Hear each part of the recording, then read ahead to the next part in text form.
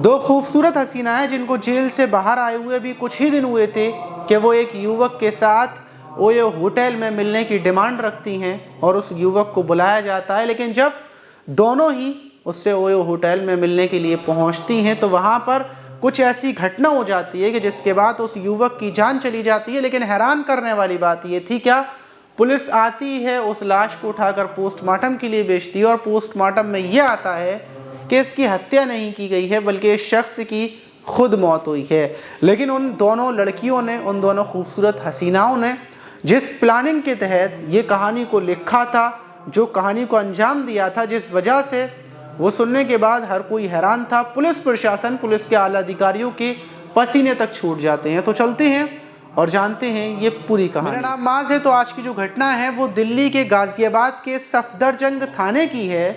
31 मार्च की सुबह लगभग 3:30 बजे के टाइम पर थाने में फ़ोन आता है। पुलिस को सूचना दी जाती है कि सफदरजंग जो इलाका है वहाँ के एक होटल में एक शख्स की लाश पड़ी हुई है। पुलिस मौके पर होटल में पहुँचती है, उस रूम में जाकर देखती है तो लाश बेड पर पड़ी हुई थी और लाश के ऊपर एक भी कपड़ा नहीं था। पुलिस ये पूछताछ करती है कि आखिर ये शख्स कौन है, यहाँ पर कब आया था, किसके साथ आया था। तो होटल का स्टाफ बताता है कि ये शख्स 30 मार्च की रात लगभग 10:30 से 11 बजे के टाइम पर एक लड़की के साथ आया था और उसके बाद देर रात लगभग 2 बजे के टाइम पर लड़की होटल से बाहर चली जाती है। ये शख्स यहाँ पर अकेला था। लेकिन सुबह 3:30 बजे के टाइम या फिर 3 बजे के टाइम पर जब होटल का स्टाफ सफाई करने के लिए वहाँ पहुँचता है तो गेट खुला हुआ था और गेट की चाबी बाहर लगी हुई थी। जब होटल के जो स्टाफ वाले थे वो अंदर की तरफ झांक कर देखते हैं, उस शख्स को बुलाते हैं तो अंदर से कोई आवाज़ नहीं आती। उठा कर देखा जाता है तो पता चलता है कि उसकी मौत हो चुकी है। पुलिस भी हैरान थी कि भला इस शख्स के साथ में जो लड़की आई थी वो फरार है और दूसरी तरफ ये शख्स जिसकी मौत हुई है ये कौन है। इसलिए लाश को उठाकर पोस्टमार्टम के लिए भेज दिया जाता है और उसके फ़ोन से ये पता किया जाता है कि आखिर ये है कौन। तो पुलिस को पता चलता है कि जो शख्स है जिसकी मौत हुई है इसका नाम दीपक है, इसकी उम्र 52 साल है। लेकिन दूसरा सवाल कि आखिर वो लड़की कौन थी जो इसके साथ में आई थी, और जब उसके आधार कार्ड आईडी चेक की जाती है, जो आईडी वहाँ पर जमा की थी, तो ये भी पता चलता है कि आईडी फेक है। और तीसरी तरफ जो रिपोर्ट आती है पोस्टमार्टम रिपोर्ट, उसमें ये आता है कि जो शख्स था जिसका नाम दीपक था, जो वहीं का रहने वाला था, बड़ा बिजनेसमैन था, उसकी हार्ट अटैक की वजह से मौत हुई है।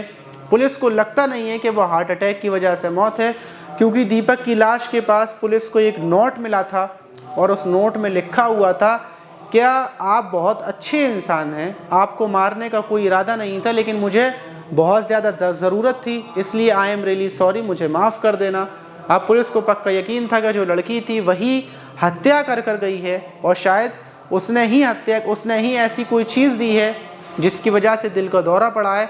पुलिस लड़की को ढूंढने में लग जाती है। सबसे पहले पुलिस दीपक के फ़ोन को चेक करती है, क्योंकि दीपक जब यहाँ पर आया होगा तो ज़रूर उस लड़की से कांटेक्ट किया होगा। लगभग 500 नंबरों में से एक नंबर निकलता है और उस नंबर को जब कॉल की जाती है, उसकी आईडी चेक की जाती है तो वो नंबर बंद था और जो आईडी उस पर लगी हुई थी वो फेक आईडी थी। अब पुलिस लड़की को ढूंढे तो ढूंढे कैसे, क्योंकि नंबर बंद, फेक आईडी, आधार कार्ड भी फेक और लड़की के चेहरे पर मास्क था, तो कोई पहचान नहीं थी। लेकिन पुलिस को पता चलता है कि वो जो लड़की का नंबर है वो 23 मार्च को उसमें रिचार्ज कराया गया था और वो मोबाइल की शॉप दिल्ली के संतगढ़ इलाके में थी। पुलिस जब उस दुकान पर पहुंचती है, उस नंबर को दिखाया जाता है कि 23 मार्च को तुमने किसका रिचार्ज किया था, बाकायदा फ़ोटो दिखाया जाता है। तो वो मोबाइल की दुकान वाला, मोबाइल की शॉप वाला उस लड़की को पहचान लेता है और वो बोलता है कि ये लड़की तो यहीं पास में रहती है अपनी दोस्त मनुविना के साथ।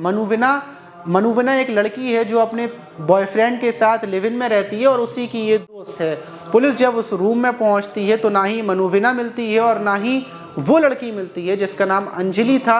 अब अंजलि की पहचान हो चुकी थी कि अंजलि थी जो वहाँ होटल से आई थी। पुलिस अंजलि को ढूंढने में लग जाती है। वहीं जब उस रूम में पता किया जाता है कि ये जो मनुविना थी ये कहाँ पर है और जो अंजलि है उसको कोई और नंबर, तो दूसरा नंबर अंजलि का मिलता है। पुलिस अंजलि को गिरफ्तार कर लेती है। दिल्ली से नोएडा से गिरफ्तार करने के बाद जब अंजलि से पूछताछ की जाती है कि आखिर तुमने दीपक के साथ क्या किया, तुम दीपक के साथ वहाँ पर मिली थी, दीपक की हत्या तुमने कैसे की, और जब अंजलि के बारे में पूरी पूछताछ की जाती है, खुलासा होता है, तो अंजलि गुनाह कबूल करती हुई जो कहानी बताती है वो बेहद हैरान करने वाली थी। अंजलि बताती है कि वो हरियाणा की रहने वाली है, लेकिन 2022 में उसके पति से अनबन हो गई थी। उसकी उम्र लगभग 23 साल है और लड़ाई में उसने अपने पति के ऊपर हमला किया था। तब वो जेल में चली गई थी और जेल में ही उसकी मुलाकात मनुविना से होती है। मनुविना लूटपाट का काम करती थी, लोगों को अपने जाल में फंसाकर उनसे लूटपाट कर लेती थी। और जब जेल में दोनों की दोस्ती हो जाती है, जेल से दोनों बाहर आते हैं, तो फिर अंजलि के पास कोई काम नहीं था। जो अंजलि थी उसका नाम असल में अनीता था, लेकिन फेक नाम उसका अंजलि था। और वो बताती है कि जेल से छूटकर आने के बाद वो मनुविना के साथ ही रहने लगती है। मनुविना अपने बॉयफ्रेंड के साथ रहती थी और उसी बीच मनुविना उससे बोलती है कि मेरा दोस्त है जो नया नया बना है, वो बहुत पैसे वाला है, करोड़पति है, जिसका नाम दीपक है। अगर मैं तुम्हारी दीपक से बात करवाऊं तो तुम दीपक से मिल सकती हो, ओयो होटल में तुम उसके साथ मिलना, और जब वो तुमसे मिलने के लिए आए तो उसका सारा पैसा, सारा जेवर लेकर फरार हो जाना, लेकिन अपने बारे में कोई पहचान मत बताना। और उसी टाइम से हम लोगों की प्लानिंग शुरू होती है। मैं आधार कार्ड अपना नकली बनवाती हूँ, सिम नकली लेती हूँ, और जो अपना नाम था, पहचान थी, सब कुछ मैं नकली बताती हूँ। और फिर दीपक के पास फ़ोन करती हूँ। दीपक को बताती हूँ कि मेरे पास नंबर मनुविना ने दिया था, और दीपक से बोलती हूँ कि मुझे 30 मार्च को तुमसे मिलना है। दीपक तैयार हो जाता है क्योंकि इतनी खूबसूरत लड़की जो अंजलि थी वो उससे मिलना चाहती थी। और 30 मार्च को जो वहीं से वो दीपक अंजलि को कार में बिठाता है और दोनों होटल में पहुंचती हैं। दीपक बहुत ज़्यादा खुश था। वहीं पर अंजलि उसको जो गोलियां थी वो कोल्ड ड्रिंक में मिलाकर पिला देती है, क्योंकि जो गोलियां उसने पिलाई थी उसी को पिलाने के बाद दीपक नशे में जाता, फिर वो लूटपाट करती। लेकिन गोलियां पिलाने के बाद दीपक बेहोश हो जाता है। वो चेक करती है तो पता चलता है कि दीपक की मौत हो गई है। वो फिर मनुविना को फ़ोन करती है। मनुविना बताती है कि तुम यहाँ बाहर आओ उठल के, मैं कार लेकर बाहर खड़ी हुई हूँ, और दोनों कार में बैठकर फरार हो जाते हैं। वहाँ पर उसने दीपक की अंगूठी, दीपक का मोबाइल और दीपक जितना भी कैश लेकर आया था वो सारा लेकर वहाँ से फरार हो जाते हैं। लेकिन पुलिस को अंजलि की इन बातों पर यकीन नहीं है। फिलहाल में मनुविना को ढूंढा जा रहा है। पुलिस को लग रहा है, क्योंकि दीपक बहुत पैसे वाला था, करोड़पति था, बिजनेसमैन था, तो पुलिस को लग रहा है कि शायद हो सकता है इन दोनों के पीछे कोई तीसरा हो, जिसने इन दोनों हसीनाओं को हत्या का जरिया बनाया गया हो और हत्या करवाई गई हो। क्योंकि सिर्फ थोड़ी सी लूटपाट के लिए अंजलि और मनुविना हत्या नहीं करते। और दूसरी तरफ दोनों को ये भी कहना है कि हमारा हत्या करने का कोई इरादा नहीं था, हमने तो सिर्फ नींद की गोलियां खिलाई थी, वो भी इसलिए कि जब दीपक बेहोश हो जाता मैं लूटपाट कर चली जाती।